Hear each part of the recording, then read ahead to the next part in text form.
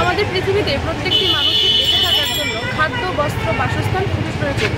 তাই আমরা আজকে ওমেন্স কলেজের এনএসএস ইউনিটের তরফ থেকে আমরা প্রত্যেকটি হতদরিদ্র মানুষের কথা মাথায় রেখে লেখাপড়ার পাশাপাশি আমরা সামাজিক দায়বদ্ধতার শিকার হয়ে এবং আমরা সমাজের একজন দায়িত্বশীল নাগরিক হিসাবে আমরা আজকে এই কর্মসূচিটা গ্রহণ করেছি। আমরা চাইবো এই ধরনের কর্মসূচি যেন আগামী দিনে অব্যাহত থাকে। কর্মসূচিটা কি? আমরা হতদরিদ্র মানুষের হাতে বস্ত্র এবং কিছু শুকনো খাবার বিতরণ করছি। এটা কি এখানেই শেষ হবে না আগরতলা শহরের অন্য অন্য জায়গায় আপনারা দেবেন?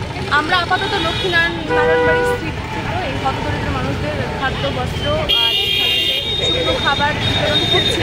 আমরা পরবর্তী সময়ে দেখি আমরা যদি চাই এরকম কর্মসূচি